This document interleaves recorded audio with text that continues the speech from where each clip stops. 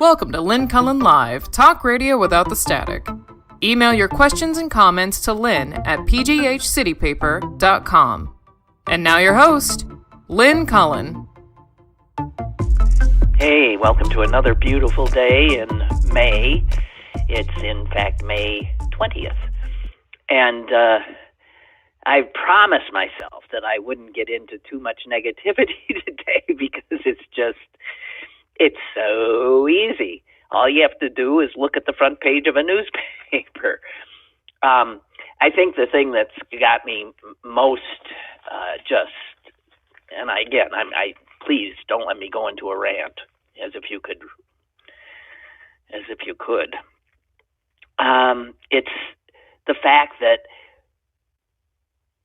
it would seem inconceivable that after January 6th and that attack on our seat of government, the U.S. Capitol, that there wouldn't be a full-blown independent investigation into what happened. I can't imagine any country in which that wouldn't be the obvious thing that would happen. And these Republicans are getting more repulsive by the minute.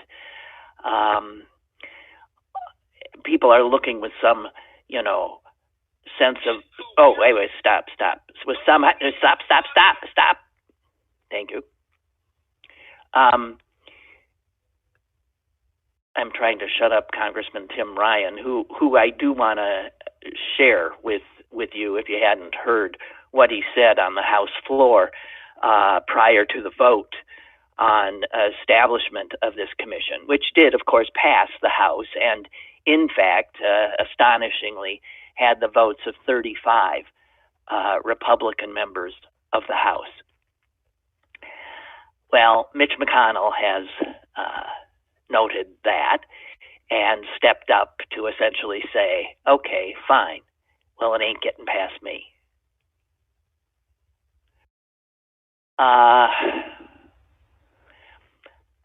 He continues to, why do I keep thinking that at some point one of these people is going to show that they are not the monsters they are so willing to be, not the extraordinary liars and hypocrites. I just can't. Okay, so I just want you to hear some of what, I'll defer to Congressman Congressman Tim Ryan. He represents a district in our neighboring state of Ohio. I believe he has said that he intends to run, does he not, for the Senate seat being vacated by Senator Rob Portman. Don't quote me on any of that, but that's what I'm thinking. And this is part of what he said, speaking to his Republican colleagues yesterday before the vote, and speaking with the incredulity that so many of us have when we watch the goings on. Wait, stop. I'm just sort of going to hit it sort of in the middle here. Okay, wait. Incoherence. No idea what you're talking about. Benghazi, you guys chased the former Secretary of State all over the country, spent millions of dollars. We have people scaling the Capitol, hitting the Capitol Police with lead pipes across the head, and we can't get bipartisanship. What else has to happen in this country? Cops.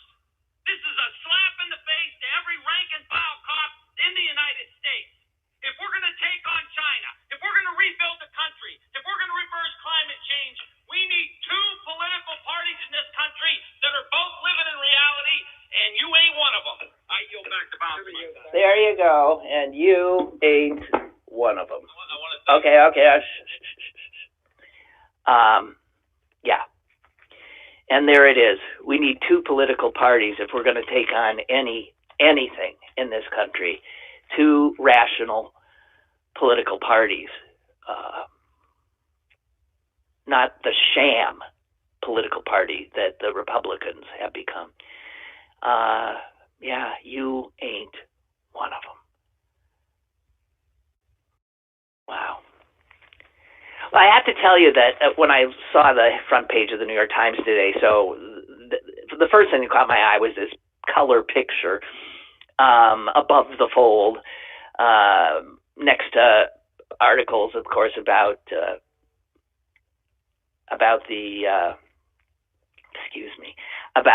Israel and about Jews tearing their hair out in America, and all of that, and then the Republicans, and there's a picture of Bibi Netanyahu, and the only thing that saves the above the fold of the New York Times today from being just a total bummer is a picture of a bunch of happy young people all dressed in white, which is their uniform, and they're throwing their hats into a blue sky because they have just graduated from the U.S. Coast Guard Academy. And, you know, it's a picture of such joy and hope and promise, and thank God for it.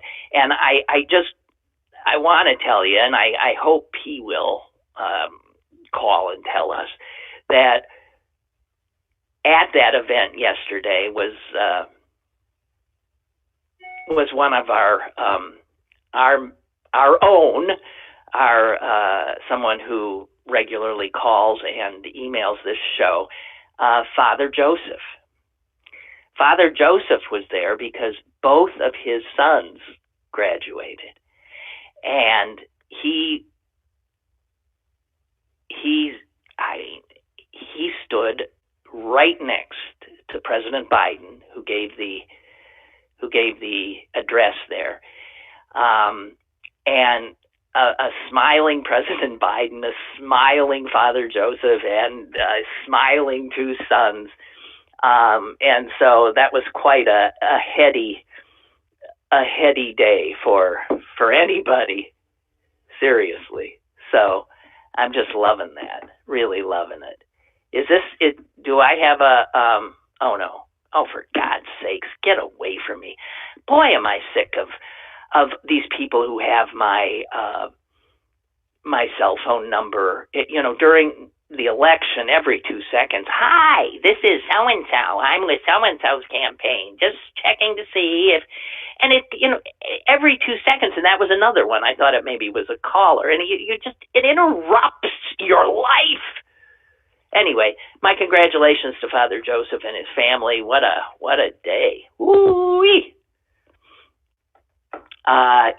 Milton, you're right. Tim Ryan, I'm right? He has declared his candidacy for Portman seat, Ryan has. Well, I'll tell you, he'd be a hell of an improvement. One wonders if the voters of Ohio would elect him. I mean, they already improbably have a very liberal Democratic senator in Sherrod Brown. And to have two Democratic liberal senators from what I think of as a red state is pretty strange. I'm just saying. I don't get anything anymore. Okay. I want to share with you something that I read recently. I finished a novel that actually had won the National Book Award last year. It's called Interior Chinatown. And I don't know if you've heard of it. I had read something about it and thought sounds like a very interesting book. And the fact that it won that major award, I thought probably pretty well done, so I'll read it. One of the things I really loved about the book is it's a book you can easily read in a day or two, tops. It's not something that looks like something so daunting that you don't want to even begin. On top of that, it turns out to be funny. It turns out to be smart as hell about human beings and what drives us, what fears we have. But it is a tale of what it is to be an Asian American. And I bring it up now because Asian Americans have found themselves, unhappily, in the news as the seemingly latest victims of the racism and hatred that have come unmasked during this Trump era. And one of the things in the book, which isn't funny at all, but which is very, very interesting in terms of reminding us of what Asian Americans have endured because of American racism. When we think of American racism, we think of what we did to the black people that are Americans. We don't think about Asians and what they endured, especially Chinese and Japanese Asians. I'm sort of removing the Indians from that. But throughout the novel, this guy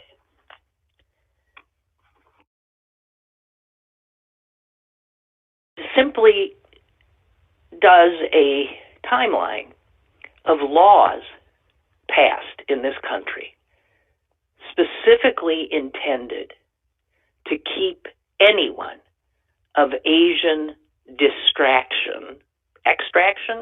Asian. Oh, man.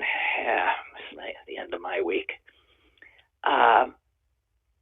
Here it is. Let me just, it's breathtaking, I think. And I don't think this is something that we note as a country, nor are we really taught much. If you were to have asked me, so give me an example of racist policies targeting Asian Americans. The one that I think most of us would know about is the internment of Japanese Americans during the war, which was wholly in violation of the Constitution of the United States. So we brought Chinese people here to do essentially the same kind of labor that we asked of black people. On the backs of black people and Asian people, this country was built. And then we did things like this. 1859, Oregon's Constitution is revised to say that no Chinaman can own property. 1879, California's Constitution is revised. And listen to this. Ownership of land is limited to aliens of the white race or of African descent. So here the blacks actually get a one-up on the Asians. California in 1879 says that black people can own land, white people can own land, but Asians cannot. 1882, the U.S. Congress passed the Chinese Exclusion Act. No subtlety there. It prohibited any immigration of Chinese people.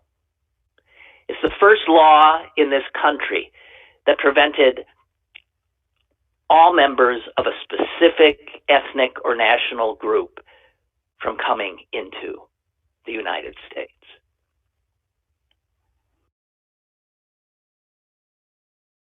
There's more states passing laws saying they can't own land. 1890, City of San Francisco prohibits Chinese people, whether or not they are U.S. citizens, from working or living in the city. 1892, a federal law requires all Chinese residents to carry a permit, and the failure to carry this permit punishable by deportation or 1 year of hard labor. In addition, Chinese people are not allowed to bear witness in an American court. 1920, another federal law decrees that any American woman who marries an alien ineligible for citizenship, read Asian, shall cease to be a citizen of the United States herself. So for a woman to marry an Asian, and this law was passed in 1920, she would lose her citizenship.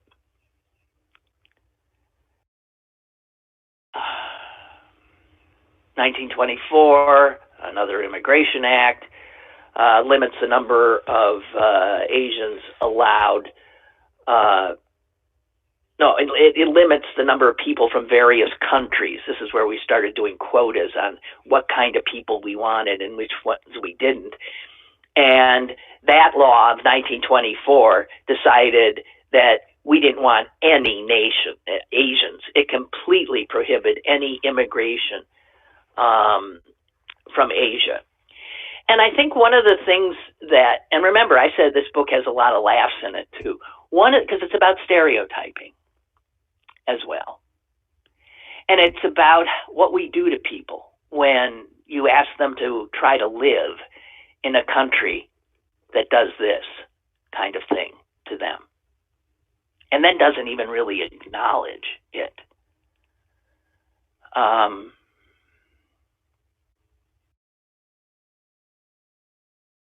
And I'll just give you two more. 1943. The Chinese Exclusion Act is finally repealed.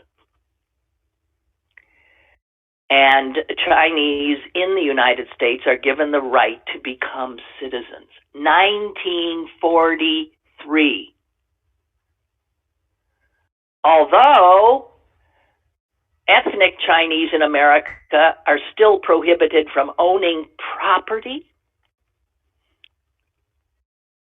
or businesses, and the quota for Chinese immigration to the United States is set at 105 people a year. You know, I don't think you could know an Asian American who hasn't been asked the question but many times by a fellow American. Where do you come from? Never thinking that they come from here. There are still Americans, lots of them, whites and blacks, who see an Asian person and they assume they're not they're foreign. What we see is a foreigner. When we see a black person, we understand, yes, that could be an American for sure. And a white person, yes, that could be an American. An Asian person, we think foreign. And what that does to people, Asians, living here, sometimes for many more generations than my family has been here, this sense of never really being seen as Americans. It's something that Americans, black and white, I don't think about, nor the particular appalling history of racism against Asian Americans in this country. And the last federal act I'll give you with this little history lesson. 1965.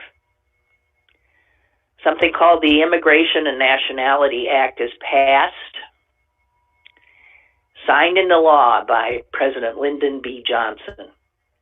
And what that law did is abolished the quota-based formula that had been the basis of U.S. immigration policy since 1921, and finally allowed for Chinese immigrants to enter the country, more than 105 in a year. I recommend the book, Interior Chinatown, Charles Yu, Y-U, the author. And it's an eye-opener. It really is. And as I said, a delightful, often, read. Very creative, it's sort of like, if you know the movie The Truman Show, it's sort of like if The Truman Show were a novel. It might be Interior Chinatown.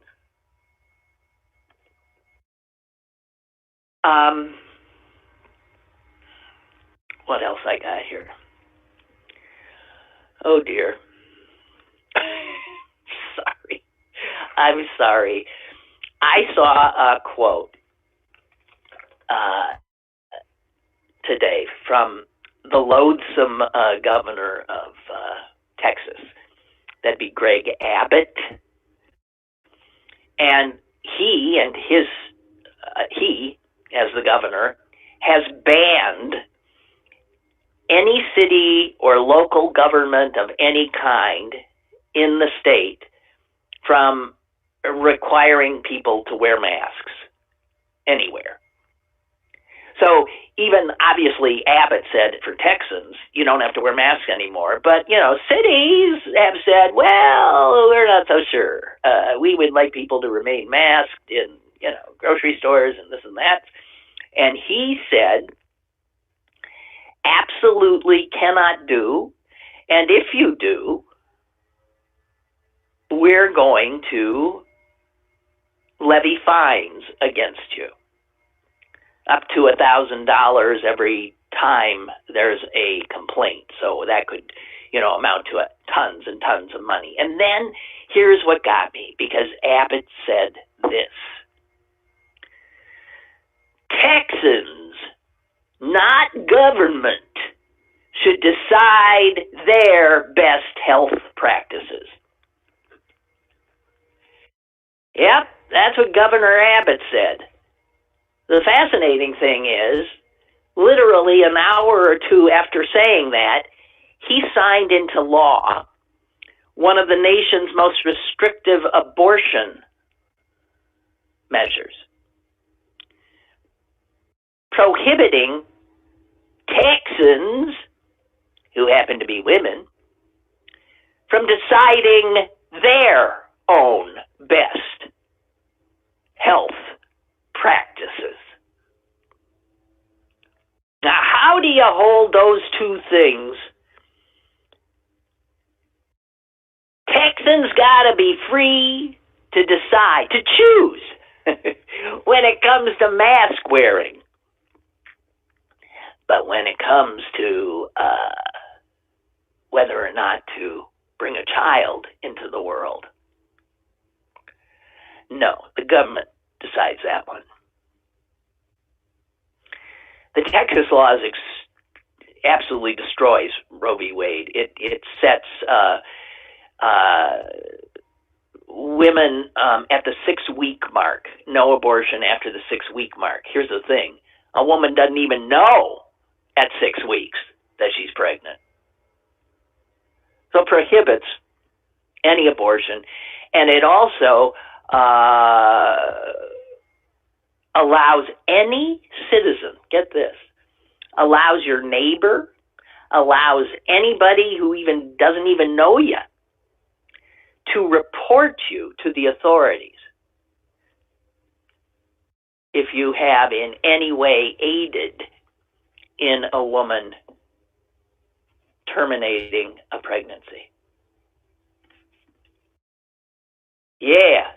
Governor Abbott, why, he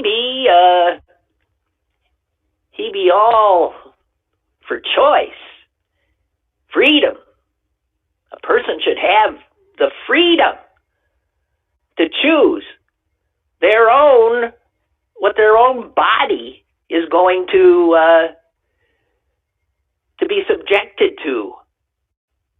They don't want a vaccine, they don't have to have a vaccine. They don't want a child, they don't have to have a child.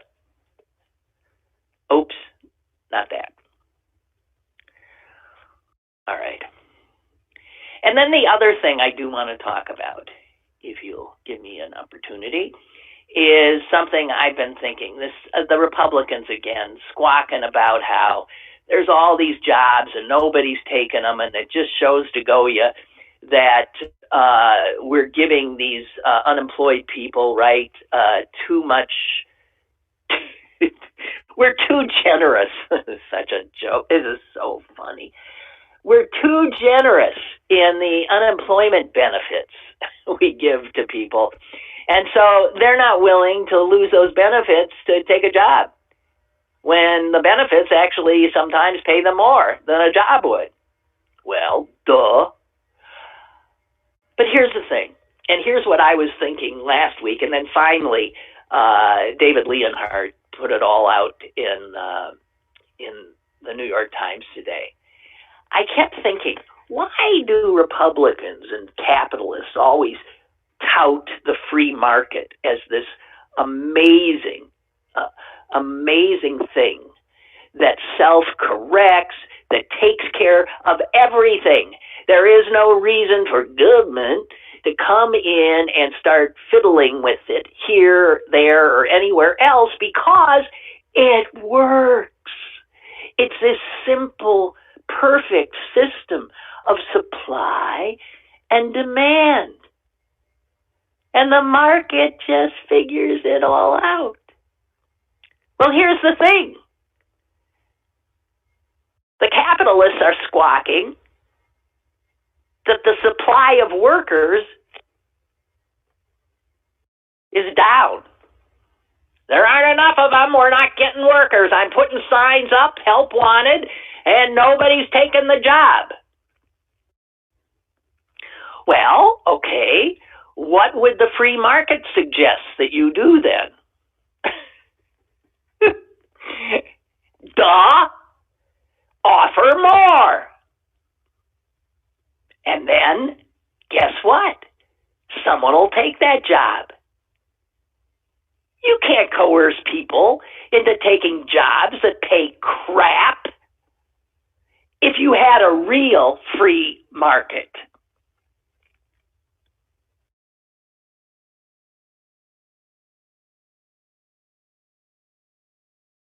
Incredible.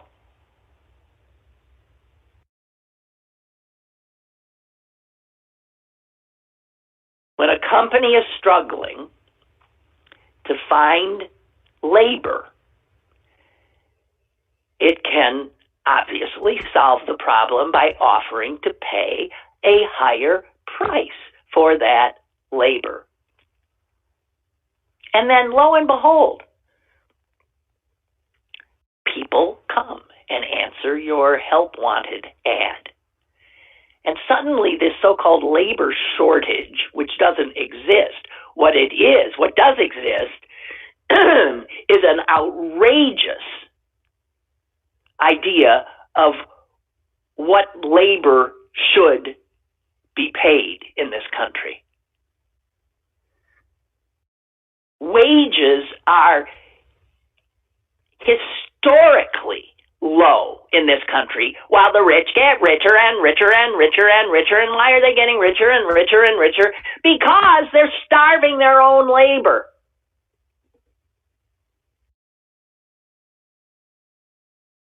Corporate profits have been rising, off the charts. At the same time, you know this, and people's wages have been going down. So this moment is a moment that the free market absolutely, I will agree, can handle.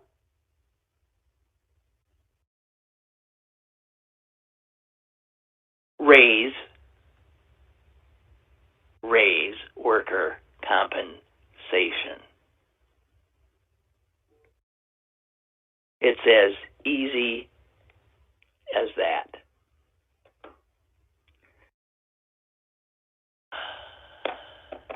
Roger, you can come on in. I hear you're on the phone, but I don't have long because I also have a guest coming in. Hi. Hey, I wanted to call in about what I emailed to you and Ryan Dito the other morning. Oh, yeah. So what happened? There wasn't a story there? That was a... Well, I think there is a story. It just wasn't as dramatic. It didn't have the consequences as the woman I was talking with was worried about. Because no, usually they have 2 or 3 judges who call off sick, cancel, or whatever. She had 90. Yeah. 90. Well, So what was that about? Well, she did hear what I said, that they were protesting. Okay, but she heard that. See, a journalist going in and working on this finds that not quite. So there wasn't. Well, I mean, so yeah, but it's more than a coincidence that it's 90 versus 2 or 3. Come on. Yeah. All right. It's just that what she did, being a primary, it wasn't as crazy at the polls as it was in November. It was a good primary, but it wasn't as crazy. And she really scrambled getting people to come in last minute. My wife went out to, she was in Shady Side working on a poll. Another friend of mine did one in Bellevue. She was going to ask me to go out to Homestead, but that ended up not being necessary. And then she really loaded up on the volunteers to come in at North Park. That's where all the ballots are brought and counted. And I worked that. And she just scrambled to make sure she had people in place. So it didn't have the impact that it could have had. So I apologize, Ron, because I sent him an email that night saying it wasn't that bad, but there is something there, I do believe. It just didn't have the consequences that we were concerned. Okay. So, but you had talked, I was listening to your show yesterday. This morning I listened because I was out on a job site yesterday. And I think you were right about the younger progressives are now voting and out there more so than us. I like not to consider myself old, but I'm getting up there. I'll be 60 soon, and that's not old in my world. But we do not have that control, and I'm glad of it that we did in the past. And what I've recognized in my town of Bellevue is the mayors we are voting for are based on just their connections with the Northborough progressives. We had a very qualified man who's a few years older than me who wanted to be mayor, and he works really hard, does a lot, but his problem was he was a Republican, and just like the incumbent Republican before him, they were Republicans who voted for you-know-who, and that was used against them. And so now we've had 2 young Democratic progressive mayors just because they didn't vote for you-know-who. And I think they're making their voice heard.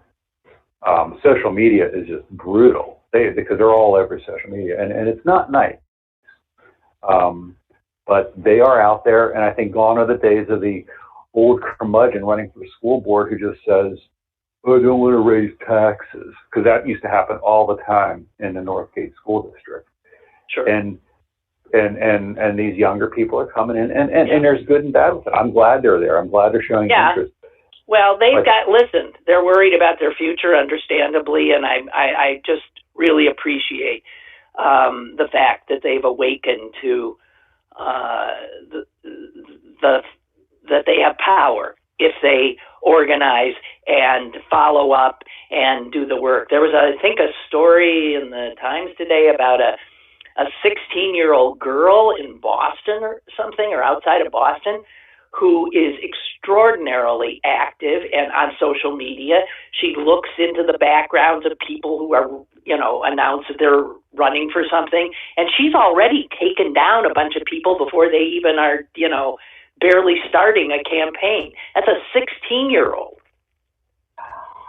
And I have mixed feelings about that.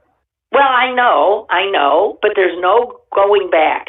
Social media, for ill or good, is what we got, and I mean, much of it. Let's face it. The days of Karl Rove really kicked this off. Okay, I mean, it got. Well, I don't know. Listen, when you want to start blaming people for what got us to where we are, I mean, my God, you can get tangled in a huge maze. I just don't. I just think people need to keep their heads in the game and be more realistic. And it is so partisan. I mean, I'm a liberal. I mean, I am a far left liberal, and I don't like seeing this happen. I really don't. Yeah, I hear you. Okay. Thank you. Okay, thank you for letting me. I appreciate it. Bye. Okay, bye. Bye. I'm hoping, Zach, are you there? I'm wondering if my guest is available. Yes, I have a surprise guest behind the curtain. So Zach, I just need to know if she's there. She's not. What the? Are you kidding me? Can you try calling her number, please? That might help. Jeez, dang it. I had this whole show figured out, and that was going to be my at the end. Oh, she's here now. Okay, so let's get into this. This is a story of great interest to some people in a very real way, and to others in a less personal way.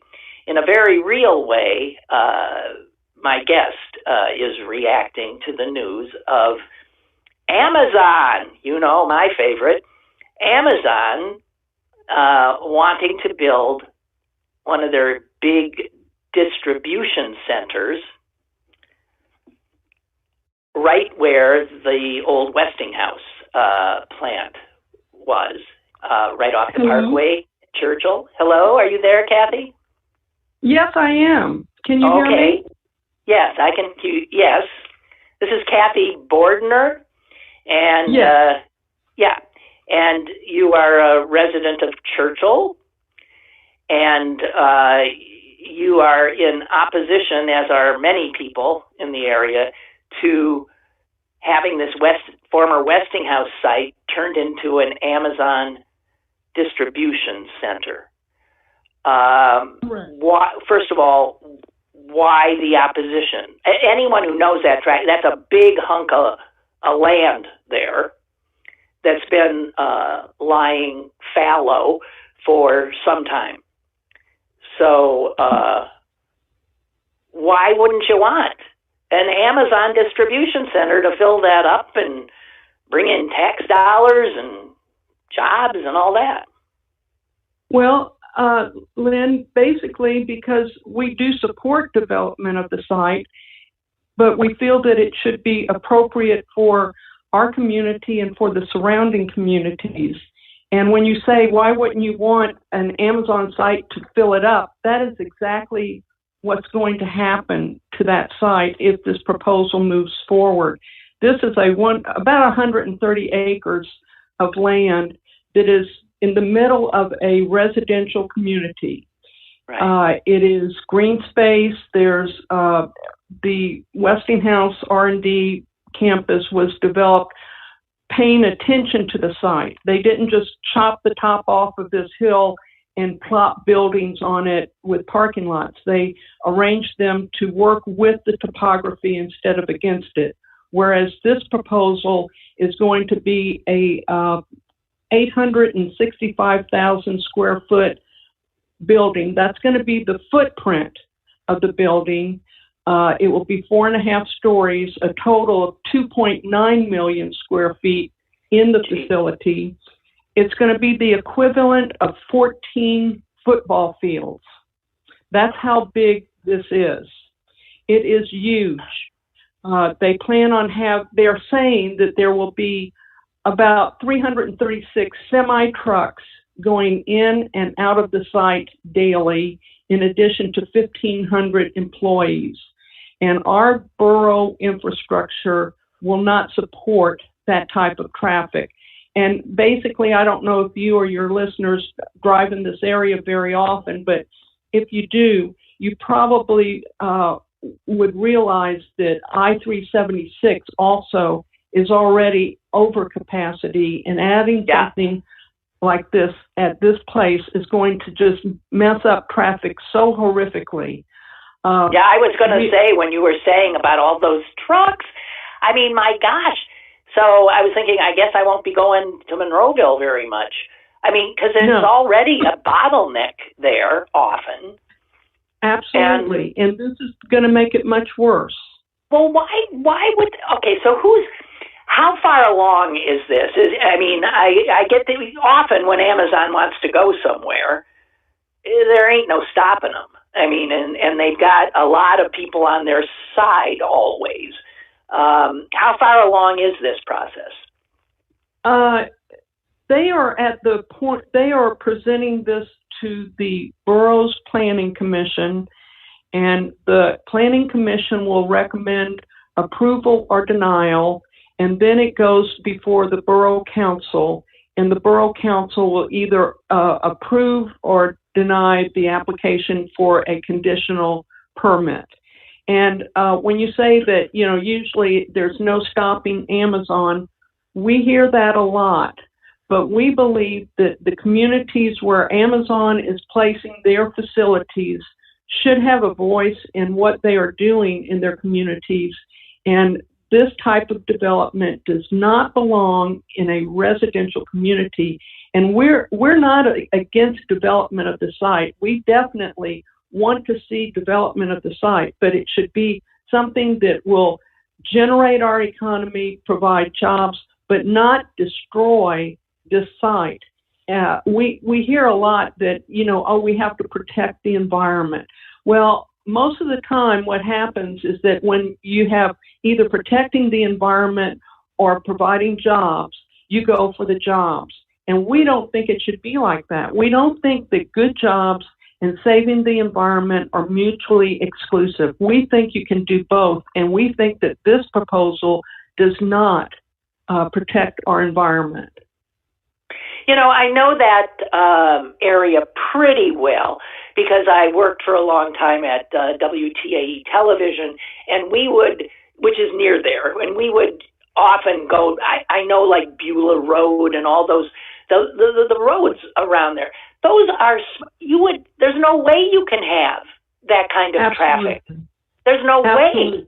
So wait a minute. So are they saying that would the borough then have to, who's going to build all new roads? I mean, are you going to have like highways where sweet little Beulah Road is?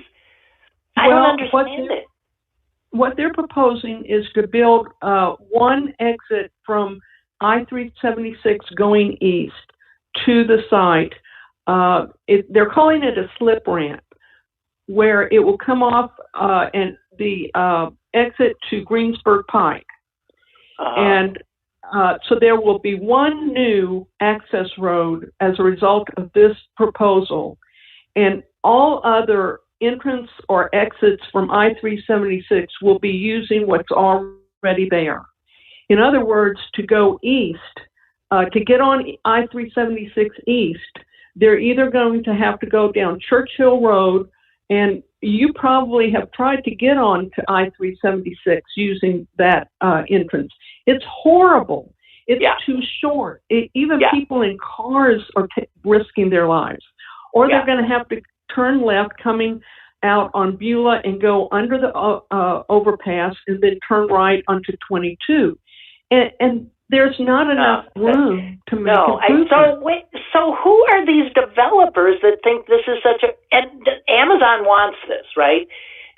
They're working with a group called what? Hillcrest or something? Hillwood Development out of Texas, which was, I think it was founded by Ross Perot.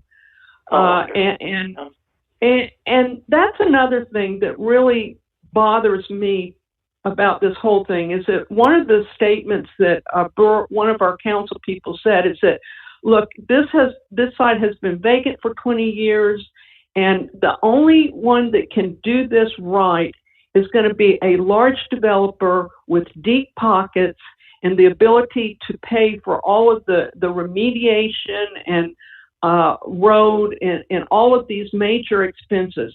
So we have to have somebody like this do the site. Well, now we just learned in the last week that there's been an application for a grant for $10 million to help cover some of the remediation. So when they say that the only one who has deep enough pockets to do it is this large developer, well, this large developer is applying for a $10 million grant to help cover the remediation. A grant from whom? It's called an RACP grant, and it's Redevelopment Assistance Capital Program. It's through the state of Pennsylvania, and anybody can... Okay, all right. So in other words, okay, so the taxpayers of Pennsylvania, it would be our money, right? Yes, have to be pockets. And I wanted to say that whenever these big guys come in like this, they often don't pay for an awful lot of stuff, and then they don't pay taxes forever. Right. And we were told that Amazon is not going to ask for tax abatements, that it's not going to be like that. Well, then we learned that actually when they were at the beginning stages of this project, Hillwood did approach the school board and ask for tax abatements, and we were told that the school board said no. So they, I understand that it takes a ton of money to do something like this, but I don't think it's right to tell the residents of this community that we have to accept something that we don't like that's going to impact the environment, air quality. It's going to impact kids who go to Woodland Hills High School. But we have to do all of that because the only one who can do this is this, huge corporation, and Amazon's going to save us all. They're going to provide all these wonderful jobs when really they're going to tear up our roads. They're going to hurt our air quality. They're going to chop the top off of that site, and they're going to remove over 1,000 mature, healthy trees. Okay, well, right there, that's the end for me. Are you kidding me? They're going to... No, I'm not. 1,000 trees. You know what? I'm wrong. It's not 1,000. Actually, we think it's going to be more like 1,400. And these trees are currently helping with air quality. They're helping with stormwater. We can't... I'm sorry. This makes me crazy. How people chop down one tree, I go nuts. Okay, and so we can have this concrete monstrosity employing how many people are going to be in that building? 1,500, and seasonally, during some times of the year, it will be more. Yes. So this is a distribution center, meaning this is where products are packed up and put on into trucks, or what? Is this like? I believe.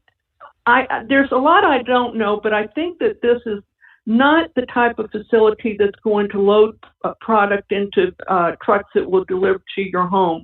I think it's where products are brought and stored and then redistributed to other Amazon facilities that will be shipping to your home. Mm-hmm. And Amazon... I have to tell you, Churchill, because I have friends who live there, is such a bucolic, lovely community. It's lovely. I've always thought it's a beautiful place to live. And Westinghouse obviously figured that out because that, as you said, they had that huge bunch of land and they respected it and they didn't destroy it. And how anyone could think that that's a good site for such a huge operation is beyond me. Even the truckers, why do they want to get off into that little kind of area. This should be out off of the turnpike somewhere. Right. It should be in an industrial area, and we're not trying to force this out of our community and into one of our neighboring communities like Braddock or East Pittsburgh or any of these others. We don't think it should be in any residential area. No. And these facilities are creating health problems for people that live near them. There's two schools across the street from the one of the main entrances, Woodland Hills and Pace School, and there's a daycare center.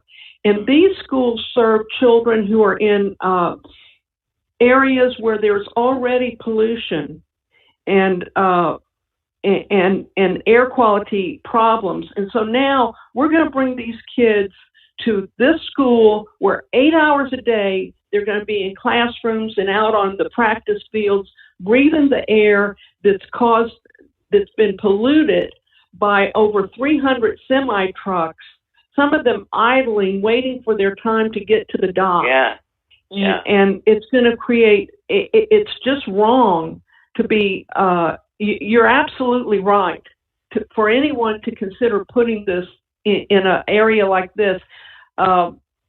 Something that one of our members has done a lot of research in is, the impact that it's going to have on the students at the school.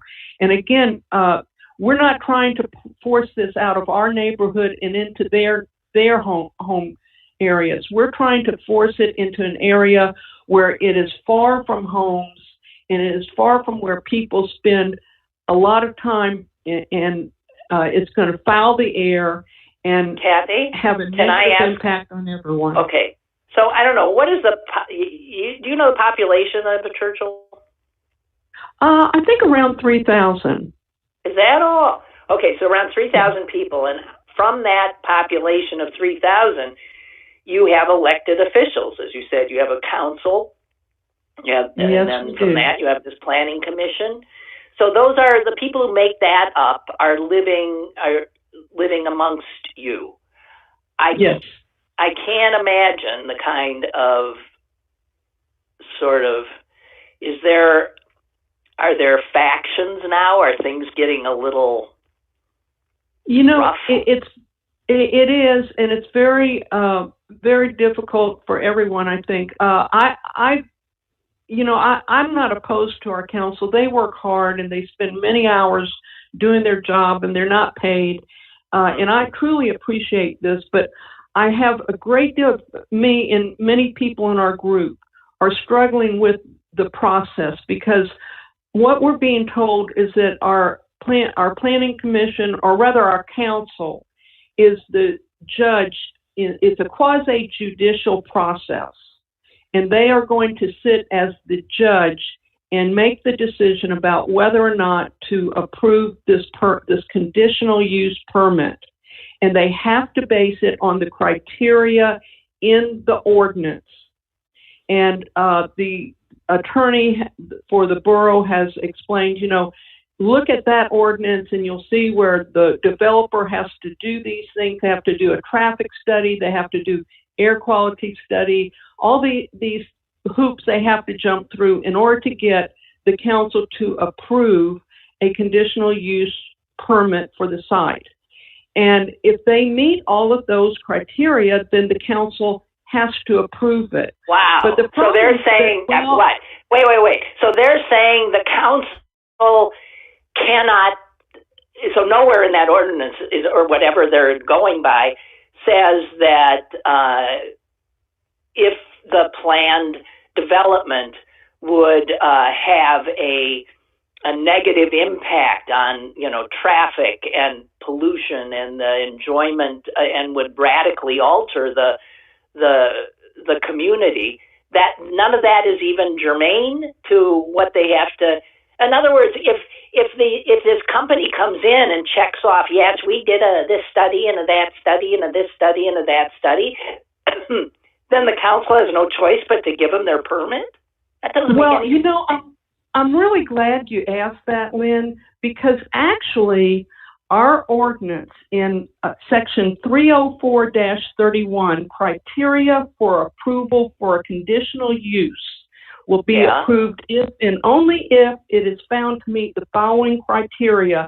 And in that criteria, it talks about the proposed use shall not involve any element or cause any condition that may be dangerous, injurious, or noxious to any other property or persons.